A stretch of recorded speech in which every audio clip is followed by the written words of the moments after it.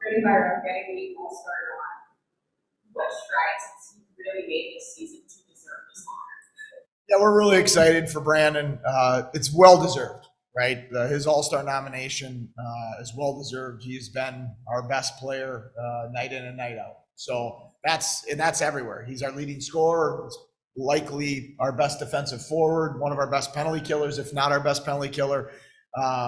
So he deserves this honor. I was excited to see that he got voted in by league coaches. So and his growth has just been immense. I think he was probably a couple years ago not thought of as a likely future NHL player, and now he's not just knocking on the door; he's banging down the door, and he's going to earn his opportunity sooner than later with how good he's playing.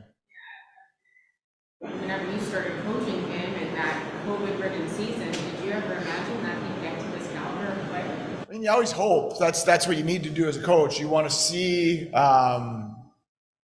the best things in your players, and you want to try to extract them out and help them find those attributes and chase down the player they need to become a great pro. But he was a long ways away. He was a long ways away back then from playing with the competitiveness and the toughness that you need to get the puck enough to show that you have offensive talent and intelligence. And but the speed and the mind were always there. And the work ethic was always there. So when you're a really good young man who's coachable with a great work ethic, you can really grow your game because you're willing to take things and put it into your game. You're willing to keep working at things. You're not going to get dejected by setbacks. You're going to keep working through those things. And it's a really credit to that young man's work ethic where he is right now. You have to pick one thing. What are you most proud of when you think of Brandon Biro? How physically competitive he is to play against now. He always played hard, but we talk about with our players, and I've said this before, there's a difference between playing hard. Everybody plays hard. You're in the second best league in the world. These guys are 1%ers in terms of their work ethic and those types of things. But there's a difference between playing hard and being hard to play against. And being hard to play against means your opponent feels you.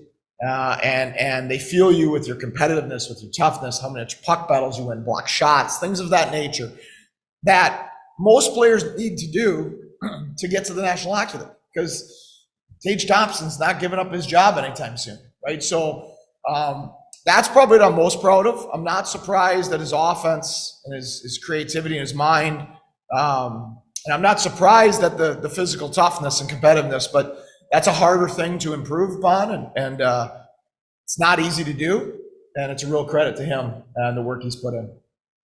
We've seen a lot of North Division 3-on-3 overtime. That's obviously how they're going to play when they're playing the little round robin. How do you think the North Division will fare against the rest of the league? That's a good question. I don't know if I can answer that, because we only see the Atlantic Division. Like, we never see the Midwest or the Pacific.